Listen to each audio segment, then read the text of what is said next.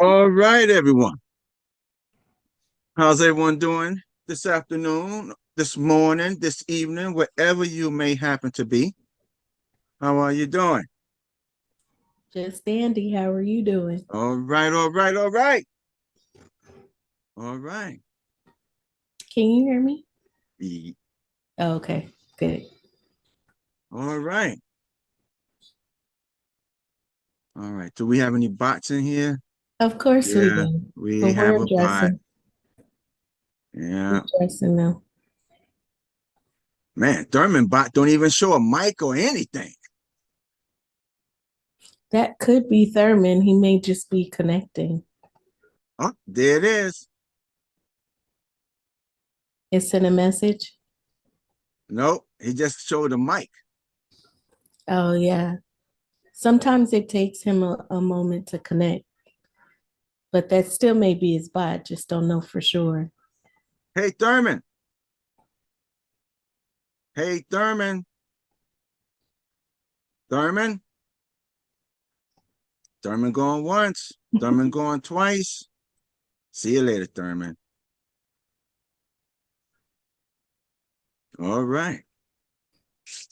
Hi, Jim. Hey Hey, guys, Jim. How's everything?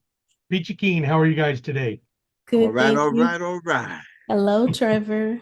Hey, Hey, are Trevor. you going to be stopping by Race Fest? Are you going? I'm not. My cousin's flying in. We had plans well before I knew Ray's Fest was coming. So I'm actually going to be out of town the whole weekend. That starts Thursday. Yep, but I'll be with the city department where my listing is. Well, we'll miss you. Thank you. But if I get away, then I can actually stop by there on my way to the office. So we'll see how timing goes. Ought to be a really big event. Yeah, I see on the different calls I've been on, they've all talked about it, Yeah, which is really cool. I didn't even look to see where they're holding it. Where's it being held at? So, Phoenix, no, I mean which location in Phoenix? Arizona Grand Resort. Oh, that's a nice Yeah, it hotel. is very nice. Unfortunately, it's like crazy nice. $720 for 2 nights. I'm Yeah. going to A need to little, buy an apartment complex to pay for it. a little too nice. Said buying a comment place. All right.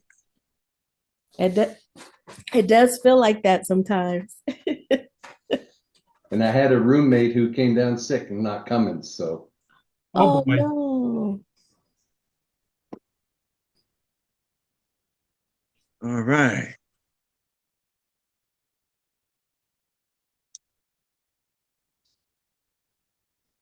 Raising capital, raising capital. Who's raising capital right now?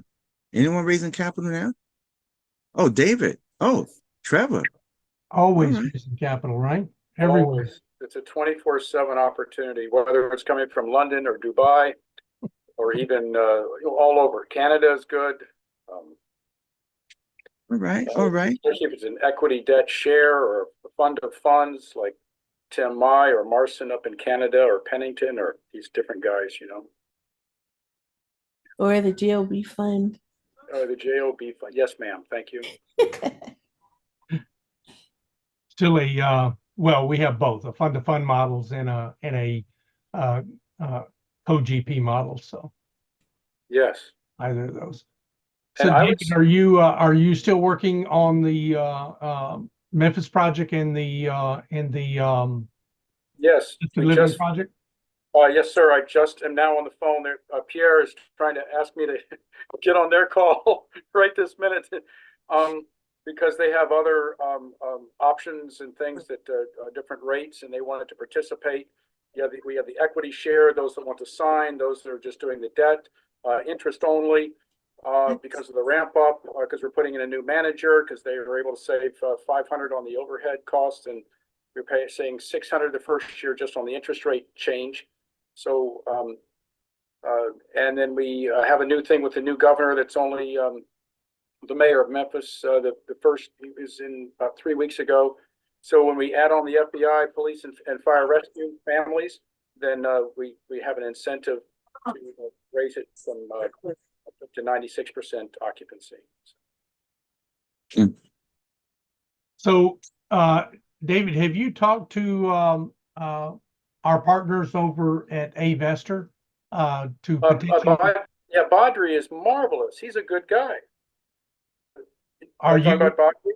Yeah, are you looking at potentially presenting for that deal? Well, we have the investor presentation and all the data on it and the underwriting from the CPAs.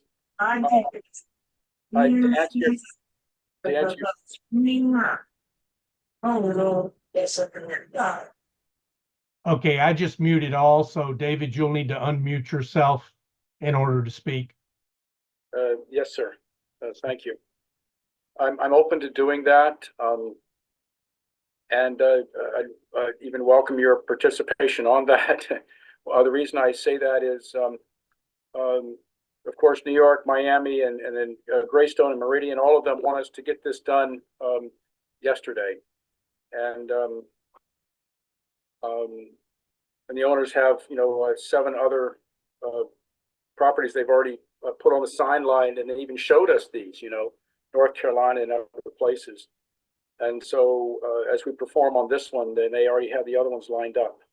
Badri is a great guy in his presentations. He does quite well with providing the T1s, and all of that from Avestor.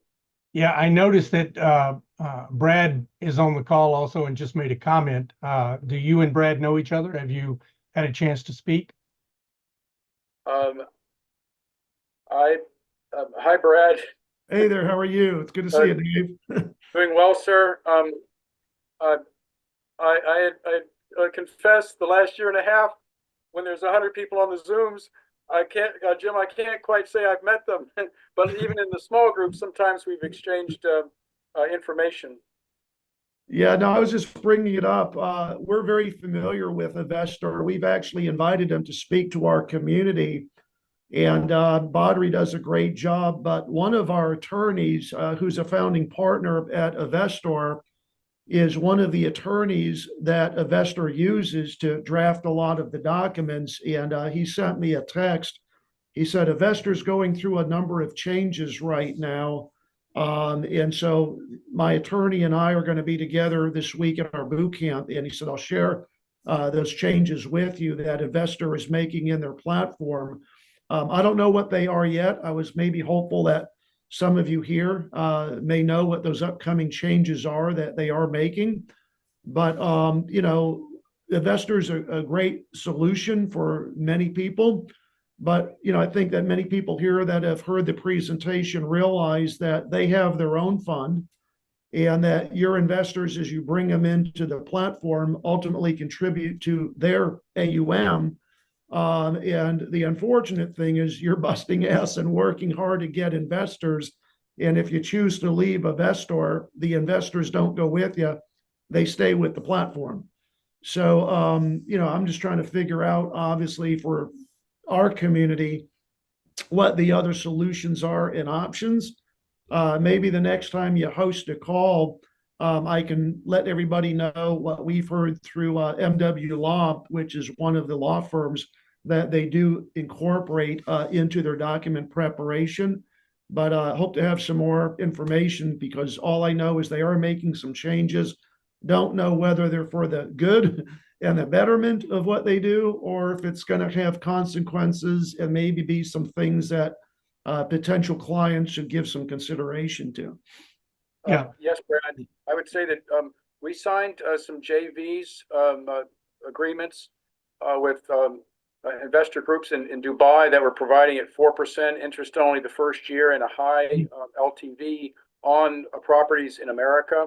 Yeah. And so that was one of our ways of trying to coordinate or navigate that. I agree with you. We were looking for ways to be able to, for our investors to stay connected.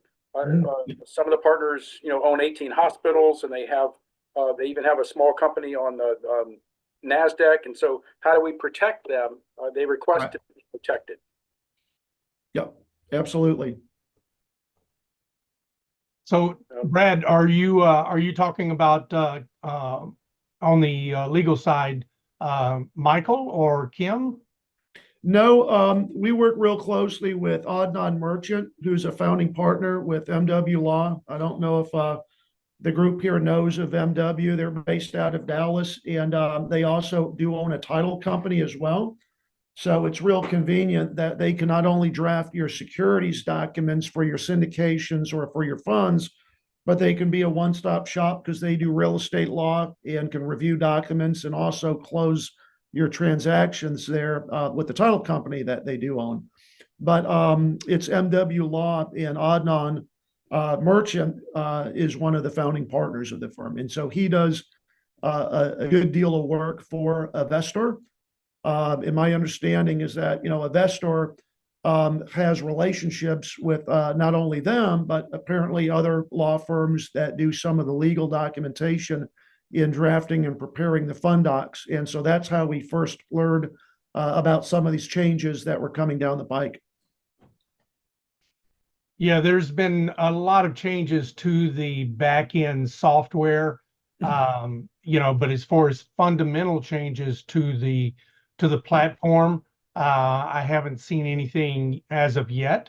Not aware of anything as of yet, and I'm in pretty constant contact with Badri, Sanjay, and Sharad. But not to say that there's not something new coming down the pike, but if there is, I'm pretty excited to hear about it.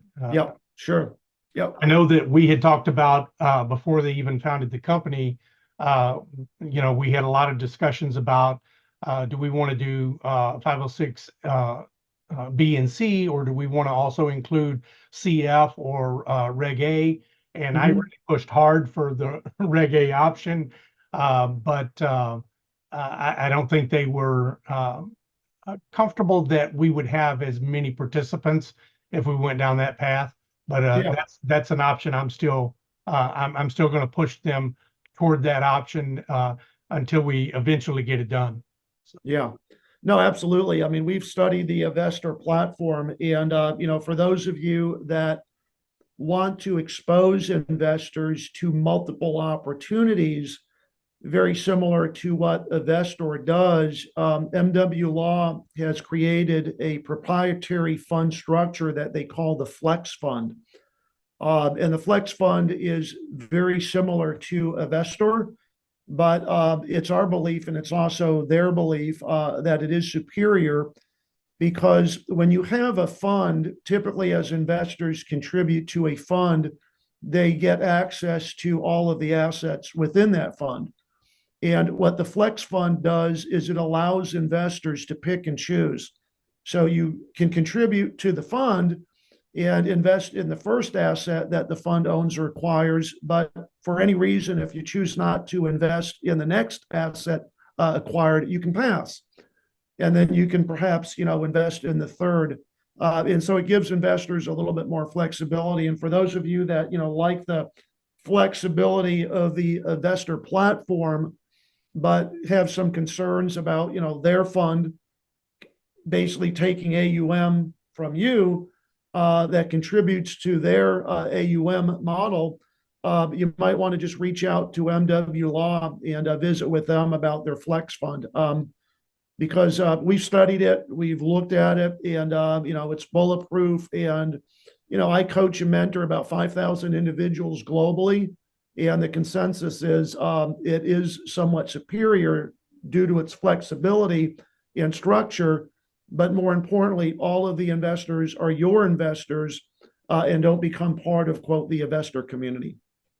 Question, Brad, is it possible for the GOB fund to be part of, I'm asking a question out of ignorance, to be part of, so that GOB retains all of their people and the AUM and can participate with the MW fund Will they, are they delivering similar services as investor, for example, the T1s and things like that?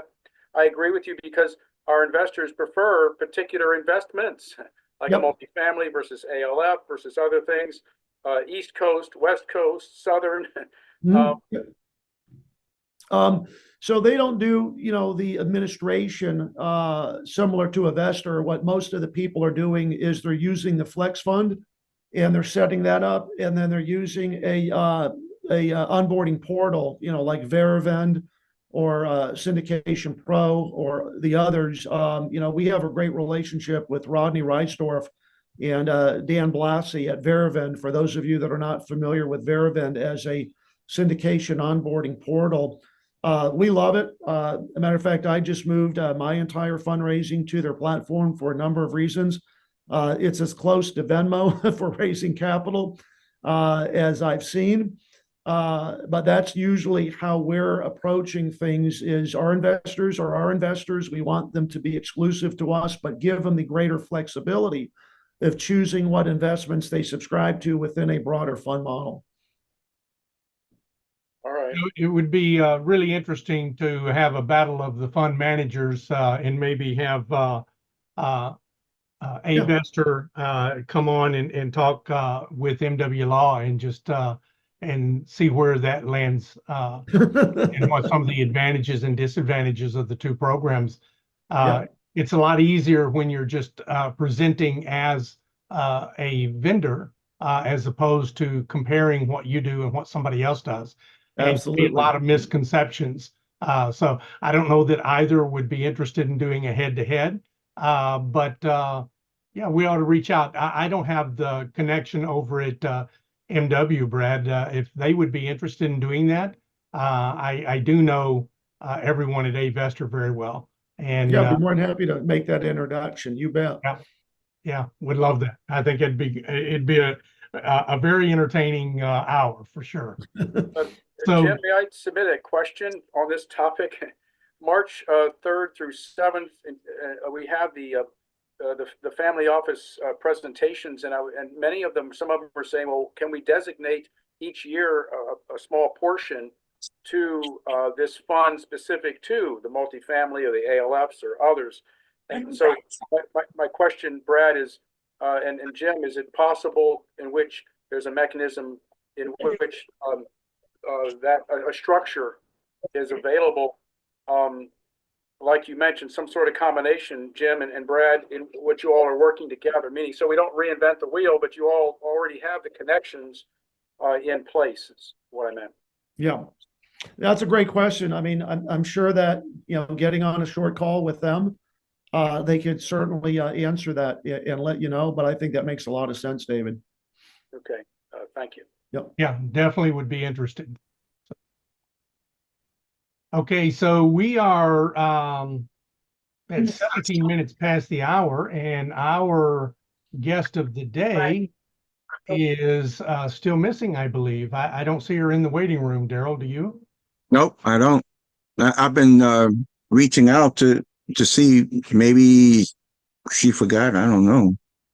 Is anyone already at Raise Fest? My guess is that Diana is there. Has anybody seen her this week? Not there yet. Okay. No.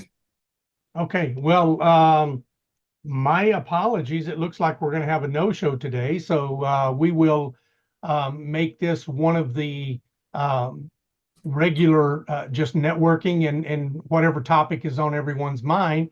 Obviously, we've already had some very lively discussion about different fund models.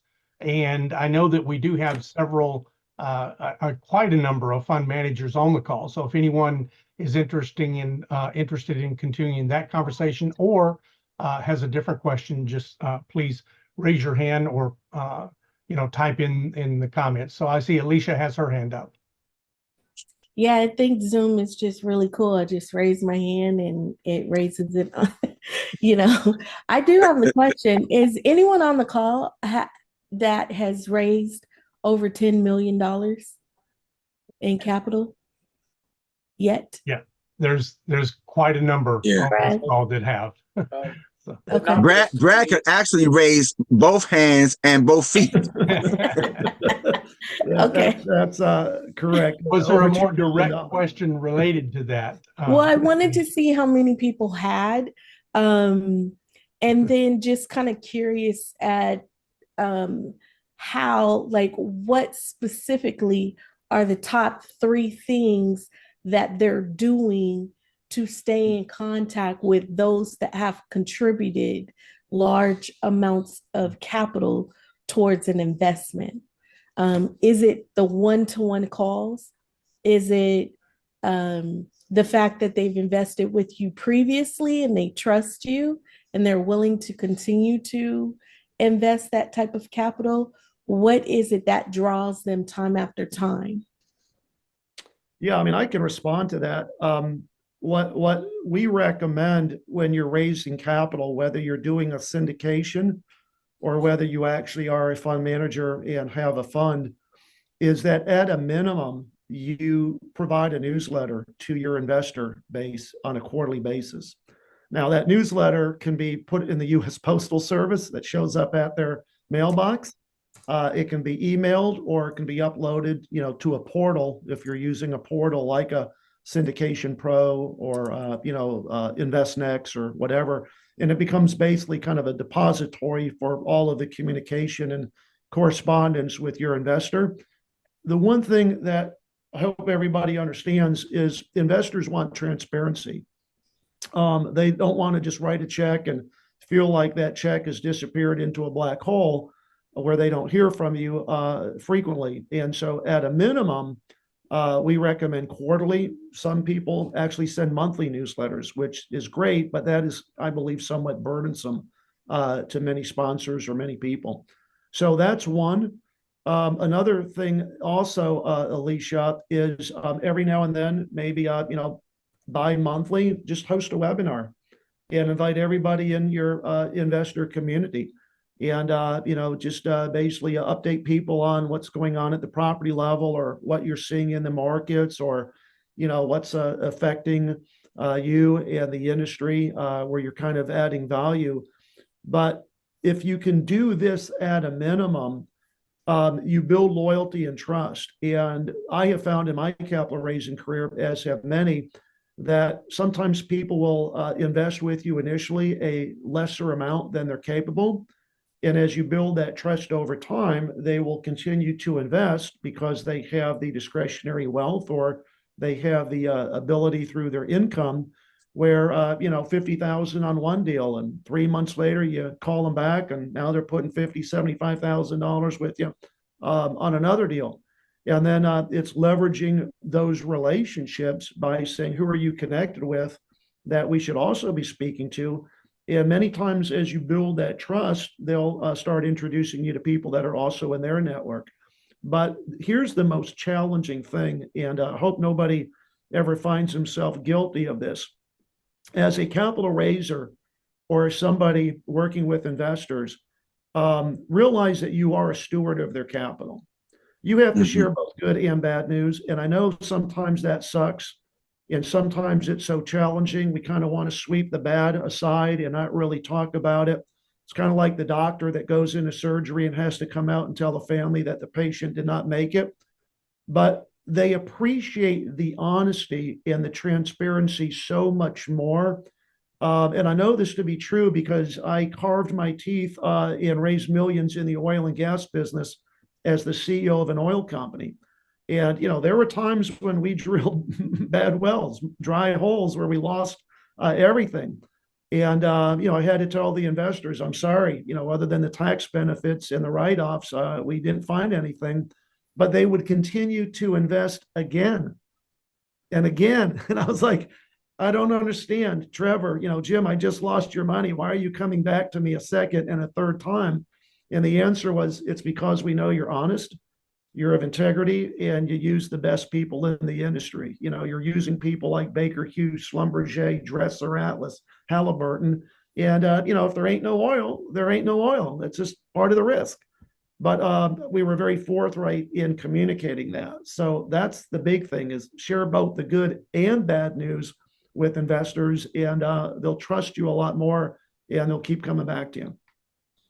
Yeah, I think that to dig a little deeper into that, Brad, I think some of that answer depends on where you are in the journey. And if you're a one-man shop, if you're just getting started, if you've been doing it for 5 or 10 or 15 or 20 years like you have, do you have a team? Do you have people that you can assign to do certain duties? So, and I also think it depends on, is this a first-time investor who hasn't invested with you before, or a repeat customer?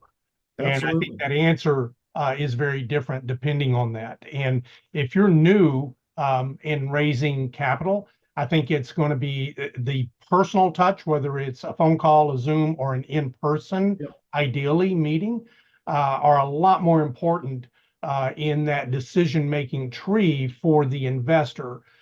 Where you might have an investor who's invested with you 3 times, sees your latest investment via email or via some social media post if it's a C investment, and may just automatically go to download the PPM and say, yep, sign me up for another 50 grand on that. So I believe that there's a little bit of a, well, it depends answer.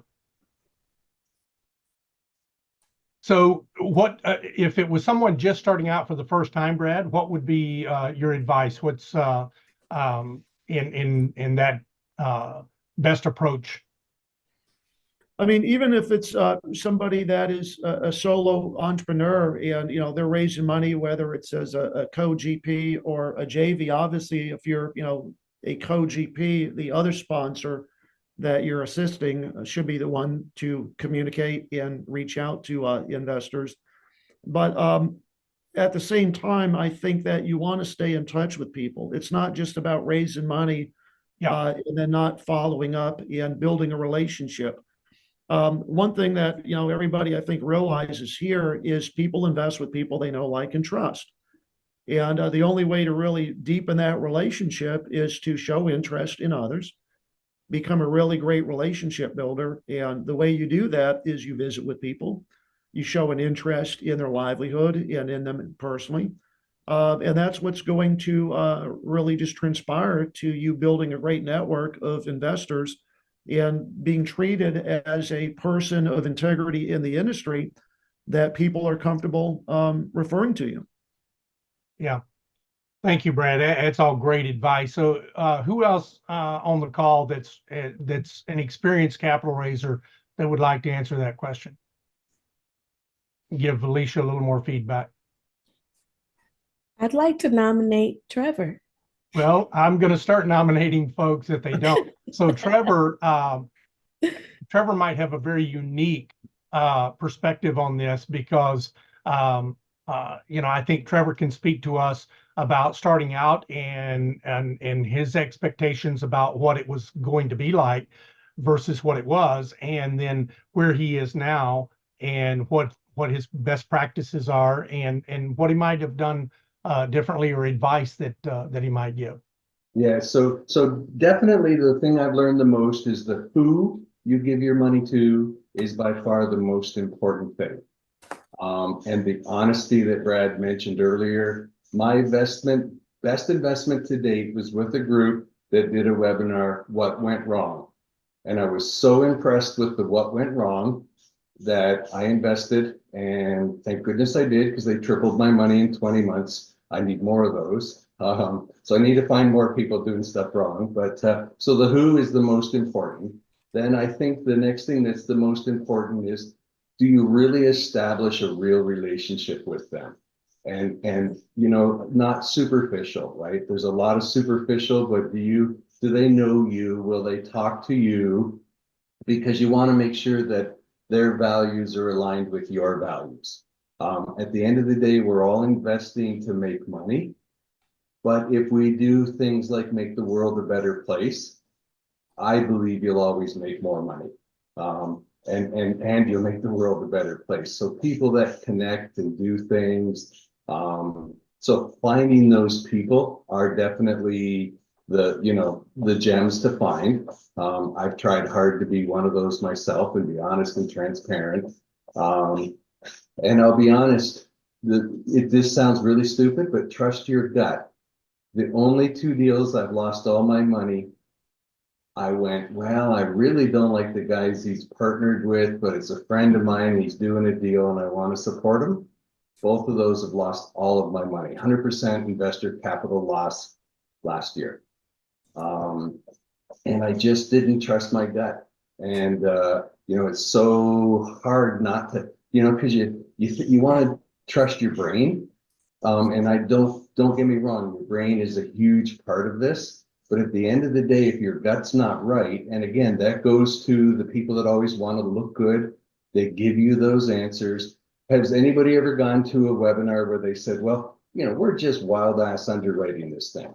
Never, right? Conservative underwriting, the best assumptions. So, and then the next thing is to look for what I'm going to call reasonable assumptions, right? You know, I can remember when inflation was going crazy and rents were stalling out, people were still showing 15% rent bumps and 2% cost increase. And you just hit the delete button and move on. I know those are very simple things, but at the end of the day, you know, if you make it too overcomplicated, you'll just get analysis paralysis, and you really won't. And then when you find somebody, so that one folks that tripled my money, that money showed up in my bank at 10 and left at 1 p.m. with the same group for another deal. Now it's not performing as well as the other one because that was a freak, right? That they bought it at the right time. They sold it before the rates went crazy. I had no anticipating that they're going to triple my money in 20 months, but they earned my credibility. And, you know, anytime I texted them for anything, instant response. So again, as people raising capital, like instant response to your investors, instant response. Even if you don't know the answer, hey, at least I got that. Let me figure it out and get back to you and then actually get back to them. So I know that's really like, but it's all so true. Mm-hmm. Thank you. I appreciate that. David. I wanted to share my simple experience. It actually was December of 2021, but we contacted Abe, the CEO of Eastern Union in New York, and he responded with 5.5 by January of 2022. And our question was, sir, we need help, please. What do you suggest? And we had a Air Force colonel that put in 400 of his retirement, and he needed some help because sponsors who originally were supposed to help him didn't do anything for 9 months. And we were forever thankful for the thoughtfulness, the kindness, the responsiveness, the integrity, just the positive. And they said they were on Zoom calls with us. They walked us through, and we couldn't have done it without them. And they weren't greedy. They were just saying, here, let's help you get it done. It was just a 104 unit in Virginia Beach, but without their integrity. Okay.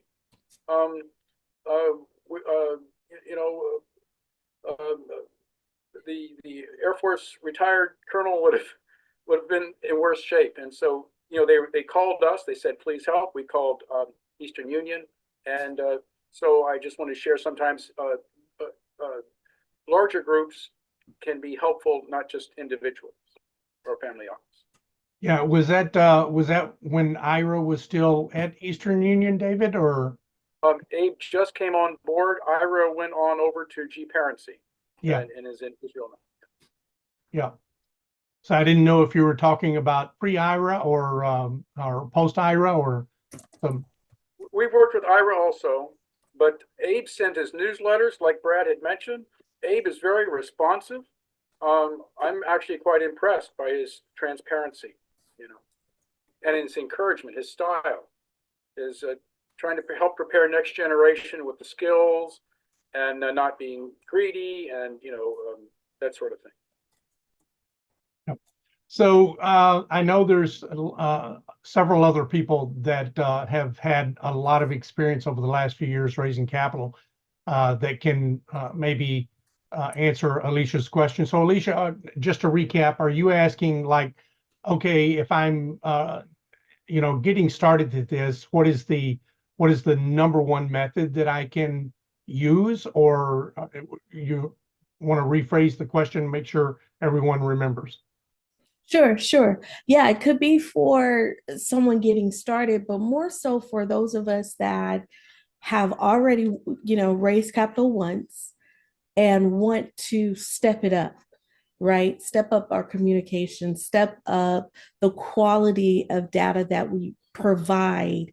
From those of you that have raised millions of dollars, what is maybe that one top thing that sets you apart from everyone else that makes your strategy the best strategy for you?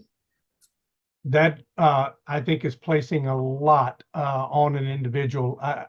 Honestly, I think it would we might get a better answer if we say, okay, you're using social media outreach and you're posting stuff daily, versus you have your investor relations person reaching out via phone calls every day, versus a drip campaign with email. So you have these three pieces.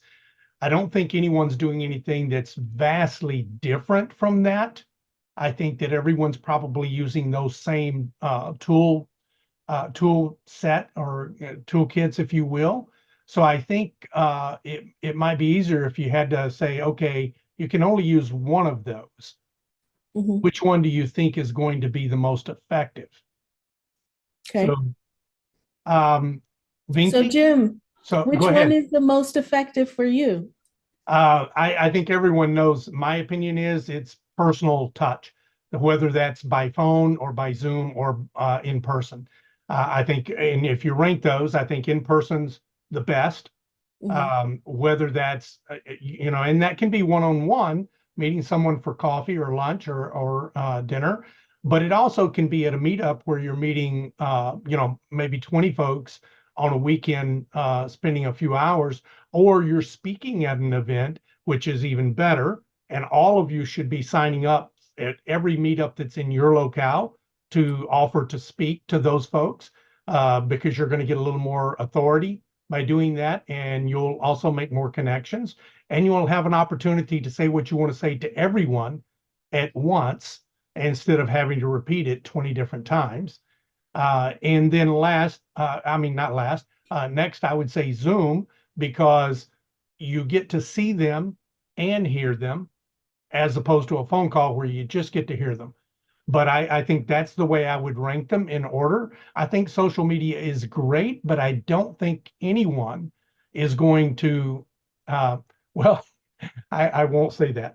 I think it's going to be a very small percentage of people that will invest with you strictly based upon your social media outreach, without ever having a personal conversation with you or your investor relations team.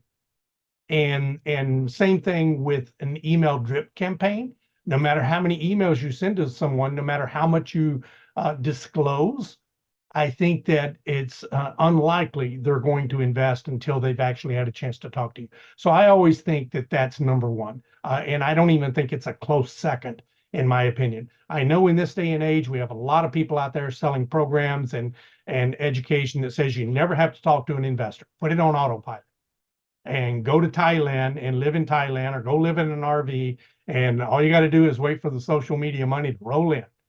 And I think that I'm sorry, I know this is being broadcast across the internet. I think that's bullshit.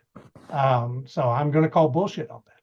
So, and I see Brad shaking his head yes, and David has an opinion about this also. Yes, he does. I would wholeheartedly endorse what Jim just said, 100%. And as somebody that's raised literally hundreds of millions, I'll share with you the biggest mistake that most new capital raisers make, so that you hopefully never make it and can see success. We're always so excited about the deal or whatever it is we're doing, that when we approach an investor, new people tend to talk about the deal too prematurely in the relationship, meaning you're pitching the fund or you're pitching your deal or you're talking about the property maybe on the first call, hey, we're doing this, we got a property under contract, et cetera, et cetera. And a lot of times the natural progression of the conversation is that other person's going to say, oh, sounds exciting. Can you send me some information so I can take a look at it? And so you send them everything. And when you follow up, you find they give you every excuse not to invest with you. And it could be the best deal that you've ever run across. What's really happening is the other person very subconsciously is acknowledging that they don't trust you enough because you haven't invested enough time in the relationship on the front end to build the trust. And so one of the things that I've always believed is that you want to spend 1 or 2 meetings, whether, like Jim said, it's a personal meeting or perhaps it's a Zoom or a phone call, really just getting to know the other person. But much more importantly, and I see David shaking his hand, give them a chance to know you. Your values, what you stand for, how you're going to treat them, and really don't pitch until the 3rd encounter. And I actually disarm people by letting them know right up front, right now, David, I don't have anything that I can really share with you from an investment perspective. I like to give my existing investors the right of first refusal, and so my deals tend to fill up pretty quickly. I say that because it creates a little bit of urgency. But I say something like, I'd love to put your name on a list of people I keep and get back in touch with you when I have something I think you can get real excited about. Would that be okay? And when that other person says, yes, please do that, subconsciously, they're somewhat acknowledging that I trust you enough to move forward in this process with me. You see, they're teeing you up for the presentation on that next conversation, because now on that 3rd or maybe the 4th encounter, you can say something like, hey, I was just going down my list of people today, David, and the last time we chatted, you told me to reach out to you when I had something I think you can get excited about. Just so happens I do. And that's when you pitch. And then, of course, you send the materials, and hopefully in the 4th or the 5th encounter, you're actually closing and you're bringing a new investor into your business. But the biggest thing I see is people that say, God, I've talked to 50 people and not a single one has invested with me. I feel like a little hamster on a treadmill. And I ask them what it is they're doing and how they're going through this process. And 9 out of 10 times, that's the mistake they're making. They're pitching way too early in the relationship with other people. I like the fact that you brought that up, because I've seen on some test calls where I've listened to other individuals and they go right in for the sale, like it's like they're trying to sell a car or a washer and dryer or something of that nature. And the investing in real estate is a delicate situation, right? It's where, sorry about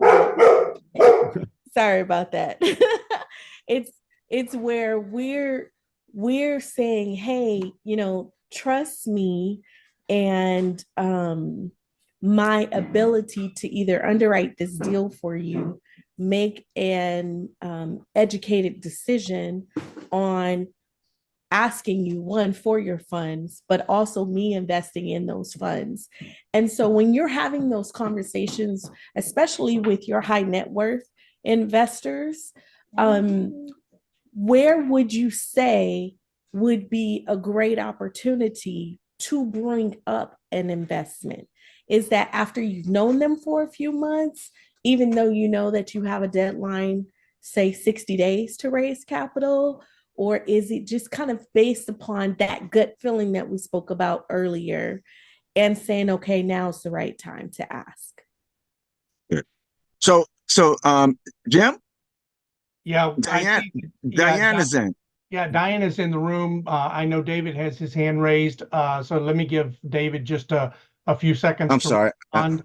And then, if anyone is interested in staying over a little bit, then we can go back to this Q&A, which is fantastic, by the way. So thank you so much, everyone, for participating. David, go ahead. Thank you, Jim. I just want to share briefly, we have a unique thing that just started this year in Washington regional area, and it's 4 groups that meet once a month.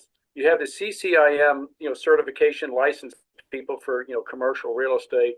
Then we have the CBRE, Millichap, Collier, JLL group that meets, meaning the same group, and investor groups that are meeting, and those that have funds but would share as needed. And so the communication, just as Brad had shared, was much more on the industry communicating without the sense of urgency. But what is marvelous, is sometimes they share, well, this particular office building is going to be available because they know they need to sell it to have it converted to condos or apartment buildings or something else. And we're really thankful for that kind of multicultural, multi-professional networking that helps each of the elements work together. So I should have been more clear. Thank you for that, David. David Fraz at Lument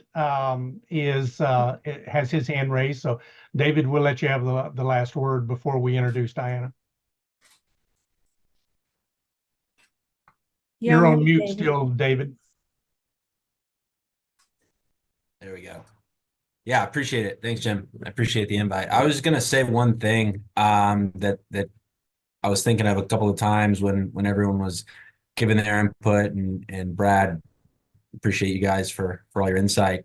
As a lender, we're probably the biggest group of people that get requested to put money in a deal, on any deal. And one of the things I think that as an originator, I try to work through and bring to the underwriters is an experienced team.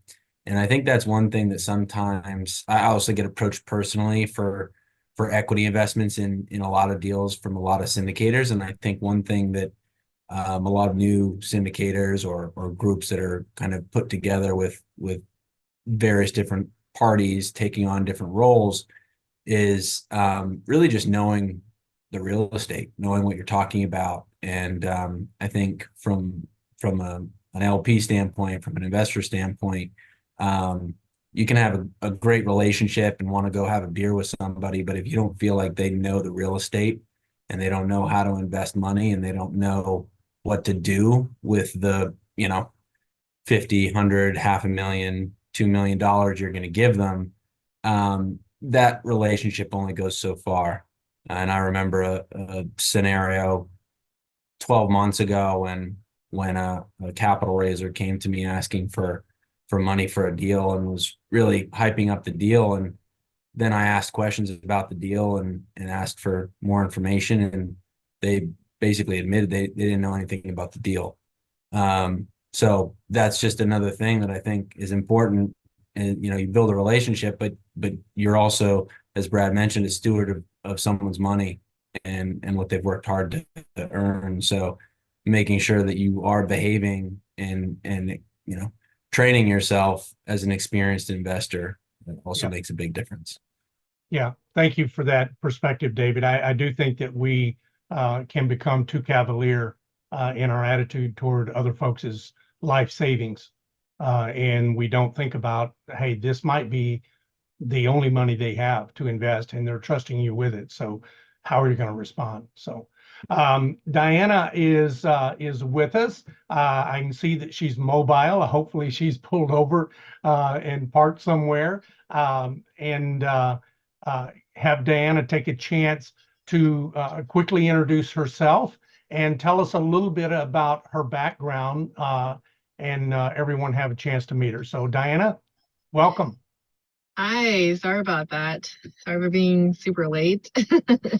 I'm glad to be here. I want to kind of give you guys a little background about myself. I've been investing in multifamily since 2018, and in 2018 started to invest passively in deals. And in 2021 is when my husband and I, we decided to start sponsoring deals. So in 2021 is when we made that switch from being a passive investor to as an active sponsor. And since then, we've sponsored a couple deals. Right now, we have 2 deals that we sponsored in Arizona, 1 in Dallas, and I'm currently working on a new deal that is a 150 unit ground up multifamily development in New Mexico. So that will be actually my first development deal. So super excited to work on that. My background before switching into multifamily investing, I was an architect. So I practiced architecture for about 10 years before I started to invest into multifamily. And even when I started to invest in multifamily, I was still practicing architecture. So I was in my W-2 job. My husband, he was working as a real estate lawyer. So both of us didn't have the capacity and time to sponsor any deals, and we're relatively new to the program, or at least to the multifamily syndication world. So the first step that we did to kind of educate ourselves is to passively invest in other people's deal to understand the process. And then so we invested in a couple of deals in Texas and in Oklahoma. And in 2021 is when we reaped the benefit of multifamily syndication. 4 of our deals went full cycle. So instead of recycling the money into other passive deals, we decided to use that money to educate ourselves as well as start sponsoring deals ourselves. So yeah, just a little bit of a snapshot about myself. So Diana, tell us something, an interesting fact about yourself that most people outside your family don't know. Outside my family, I mean, I don't really tell them too much about a lot of our business because a lot of them, just invest with me without really understanding, which I don't advise them to do, but they really kind of trusted me, right?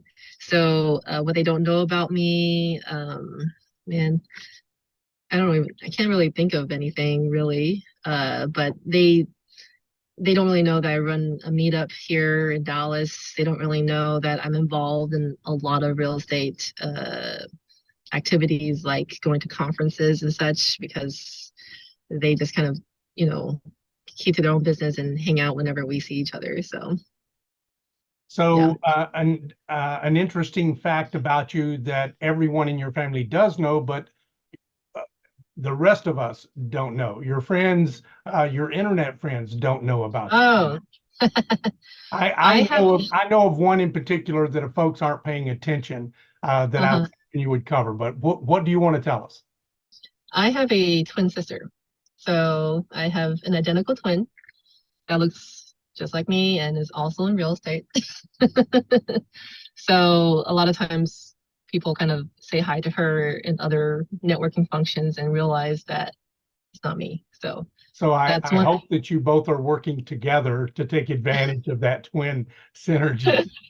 Yeah, no, we always like to find ways to work together. So, we're actively looking for deals to maybe potentially partner with each other. So you had something happen to you in 23 connected to BizNow. What was that? Yeah, they reached out to me and they awarded me with like the DFW, like woman in DFW leading in real estate or something. But yeah, like it was kind of a surprise award. I think you have to be nominated to be considered, and I don't really know who nominated me, but they came back saying that, by the way, you're selected for this award. So essentially is awarded to women in real estate that are paving path or doing something, I guess, in real estate. So you started investing passively in 18, and then you said in 21 you decided to go active. Is that correct? Yeah.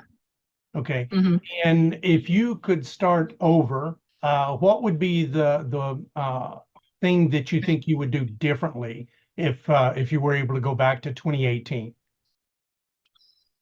In 2018, like every year and every day is a learning process when we do real estate investing. So what we didn't really know back then that we know now is the fact that as a passive investor, what we were trained to kind of like analyze deals, do our due diligence on the location, on the numbers and such. But what we didn't really realize or knew back then that we believe is super important now is vetting the sponsors of the deals. So even though on paper it may look like they have experience, if you don't know them, then that's a risk, because to personally know them and to know how they operate and their track record is super important, because I think, being in the industry for a while, you kind of see certain behaviors and bad actors in the industry. So one of the things that I really emphasize for other people who's getting into the business or starting to invest in real estate is to, especially passively, is to really vet the sponsors, the general partners of the deal, because that really sort of make and break a deal. Yes, it's important to vet a deal in terms of numbers, but the numbers may look gravy and everything on paper, but if the sponsor or the captain of the ship that's driving the ship is not experienced and know what they're doing, it doesn't matter whether or not the numbers are great, because the person executing the business deal is the one who's going to achieve those results, right? So it's super important to know whether or not the sponsors are experienced as what they claim they are, right? And to know their integrity, their values, right? What you don't want to do is invest with shady people, but you don't know if they're shady until you actually get to meet them, right? If they say one thing, but then like do another thing on the other side, then you kind of keep that in mind to know that, okay, this is not the type of sponsor I want to invest with. So the passive deals that we've invested in the past, the one that does well are the sponsors that have good integrity and good values and aligns with our values and are hard workers, right? So that's what we kind of noticed in some of our passive deals. And so when we switched over being a general partner, we were both a lead sponsor and a co-GP on deals. And whenever we co-GP on deals, we still do the same thing. We have to vet our lead sponsors, the one who's driving the ship, making majority of the decision making, to make sure that they're going to be taking care of the property well. So I think that the most important point there was the sponsor is more important than the deal. Sponsor is more important than the location. The sponsor is more important than most everything that is connected with this, and in regard to how they operate the deal, manage the deal, interact with the investors, integrity, transparency, are all things that that I think are super important in vetting those. And I think that to follow up on that, there's a lot happening right now. And David at Lumet could probably shed a lot more light on this, but there's a lot of deals that are going sour, and there's going to be a lot more in the next 12 months that as bad as things have been, they're going to get worse. And so I think that really speaks to a lot of these programs that are teaching platforms, guru platforms, if you will, educational platforms, mentors and coaches that are all out there teaching, that 10x this, 10x that, massive action, the whole concept, which I don't dismiss the opportunity there, but you also have a huge risk of getting out over your skis because you don't have the experience of having gone through a bad economy. If you're 35 years old and you're doing this as a sponsor, as a lead sponsor, you haven't been through too many bad situations to test your resolve and how you're going to respond to the situation and respond to your investors. And I think there's some people doing some very short-sighted things right now, letting deals go back instead of stepping up and putting all of their own money into these deals to rescue them. And I say that knowing that as a sponsor, you're going to go down with the ship. And I think that's the kind of attitude you want if you're an LP. You want them going down with the ship. And if they've got 10 other deals and they decide to let them go, to let one go to save the other 9, okay, that's a potential mitigating factor. But man, to Brad's point earlier, if you're not communicating that to your investors up front, there's going to be a hard row to hoe for you. And so thank you for that perspective, Diana. So I did want to ask you in regard to being a lead sponsor, and even as an LP, what does your background as an architect bring to that? How do you look at deals differently and say, you know what, this is something that most of these syndicators are missing? Or if I were the lead sponsor, which now you are that person, how are you doing things differently based on your background as an architect?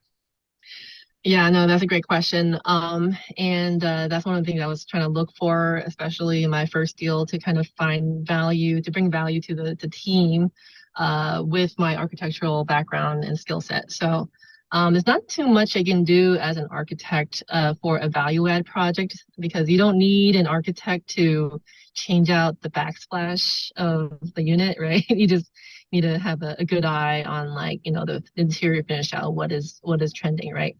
But as an architect, I do have a design sense, right? So I do know what looks good, and I do know the cost-effective way, because I worked on major commercial projects in Texas and in China, right? So large commercial projects. So then the smaller deals it's not scary, right? So when you see a value add deal that needs a big, heavy lift, that's not scary to me, because I know exactly what needs to be done in order to sort of first mitigate those risks, but also number 2, how to improve that property, right? So one example is the fact that in our first property, it was a 22 unit property, right? We hired a signage vendor, and the signage vendor was just spitting out very bad design options that is all generic. It doesn't help you stand out. So I just decided to take over the signage design myself, and I did it all in like AutoCAD or Illustrator. My technical background and being able to provide dimensions to give to the signage vendor how to execute that design, right? And number 2 is one more recently, where one of our unit, we had to convert from a laundry room into a studio, right? We faced a lot of issue with the architect that we hired in Arizona, because I'm not licensed in Arizona, but I'm licensed in Texas. So we had to find an architect in Arizona to help us do the conversion. It's only 350 square feet studio. And so it's it's fairly simple project, a conversion project, something that could have easily been done in like 2 months. But this architect was busy working on larger projects, multifamily projects, that a small potato project like this is not her priority. It doesn't make her much money, but to us, it's like, we need that studio unit to become leasable, so we can increase the value of our project, right? So essentially what happened is that the city of Glendale, where the project is located, came back saying, okay, well, if you want to convert this 350 square feet laundry room, you're going to need to sprinkler all the buildings. And sprinklering all the buildings is not even something to even entertain, because that'll be a cost prohibitive cost to even consider, because it will cost $100,000 plus. When we budgeted to convert this laundry room, $50,000, right? To install fire sprinklers in all 22 units is not even something that is possible to even consider. So what happened is that, okay, I talked to the architect. I was like, hey, can we find a way to get them to reduce that requirement? And she's like, there's nothing much I can do. This is what the city said. I'm like, okay, well, I don't believe you. So I dug into the code, and I talked to the city, and I talked to another architect friend of mine who's licensed in Arizona. And gave him the information, and we worked together, and we found that there's an IECC, International Existing Building Code, building code for existing buildings. And there is a provision where if we are not, the city of Glendale is adapting to the 2018 IECC, but in the 2021 IECC, there is a provision within the code that we can use that as a base to convince the city that, you know, if you're to adopt to a 2021 IECC, then we would need to sprinkler all the buildings, but we just need to sprinkler one unit, right? So I did all the research, I compiled all the document, gave it to, spoon-fed the architect of record to give it to the city, right? And they're like, oh, this makes sense. All right, cool. Let me take what you did, right? And then submit it to the city. The city came back saying, okay, that works. So now we just only need to install sprinkler into one unit instead of all 22 units. So that was one example where it was helpful to have some architect on your team. Yeah, and Sorry. the knowledge that you have really to understand that, not just accept that as an answer, but know that there's a potential different way of doing it. And a lot of times when you're speaking to, and this is in a lot of professions, you know, time is money, and the easy common answer is the one you're going to get. And you need to have someone on your team that has a little more experience to say, you know, that's not necessarily true.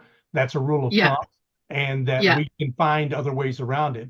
And a lot of times when you're speaking to the building department or zoning, and you're speaking with someone who's going to hand out a permit, something as simple as using the word rehab versus remodel can make a huge difference in what you're allowed to do and what you're not allowed to do. And having someone that can help you with that. So your background is was very unique and helpful in that situation, and saved you guys not only a ton of money moving forward. You probably would have just decided, most operators, we're just not going to rehab it. We're just going to let it remain what it is.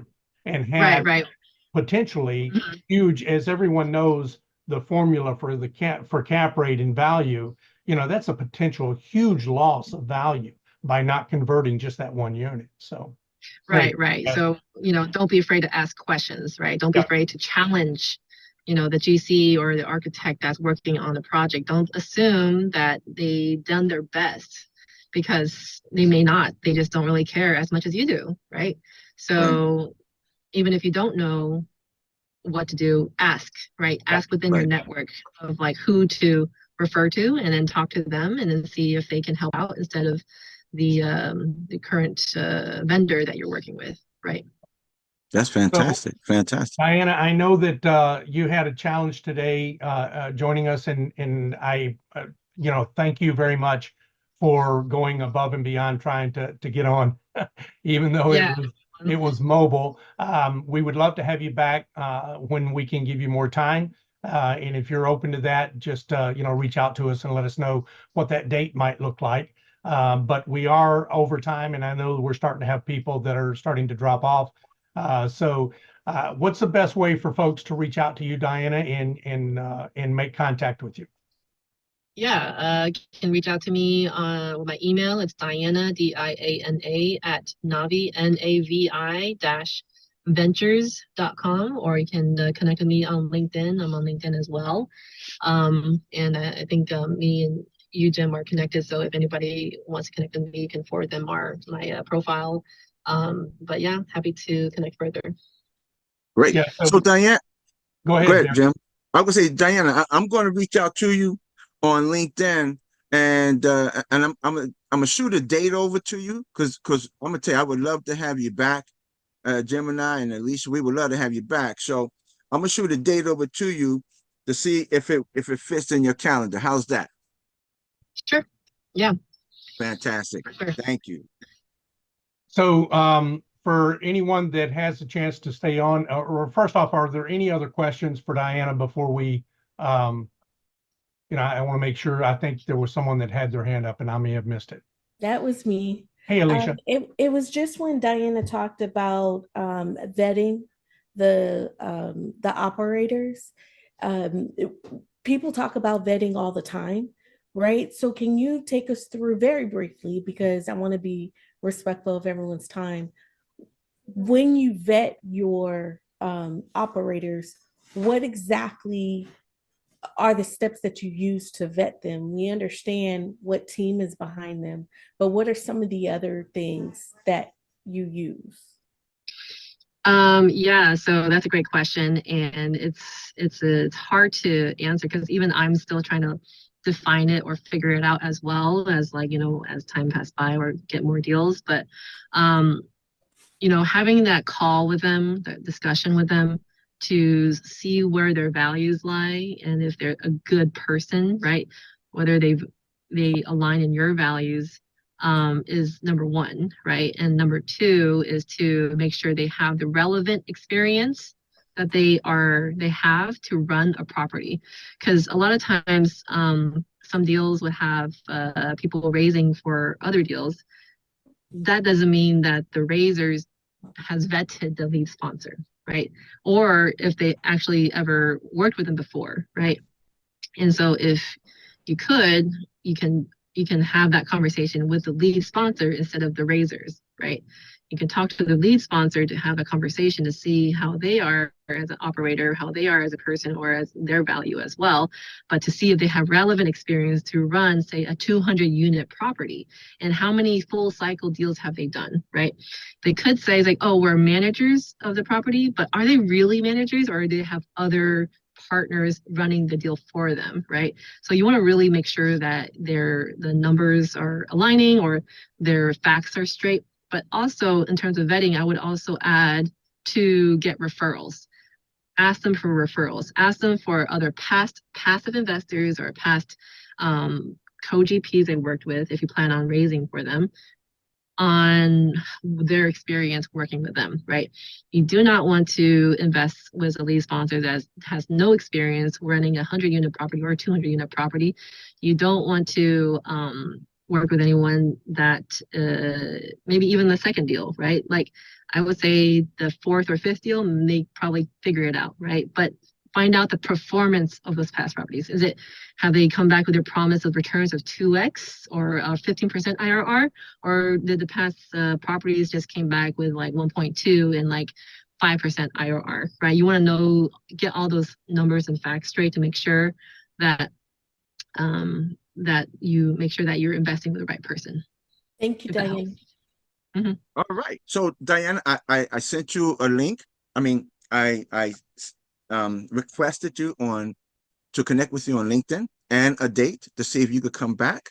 And I just, Jim and Alicia and I would like to say thank you very much for coming in and giving us those golden nuggets, because I know it helped me out a great deal. So I want to say thank you very much for coming, and I hope that you could come back and share some more of your knowledge with us so that we can become better capital raisers. So I want to say thank you very much for your time.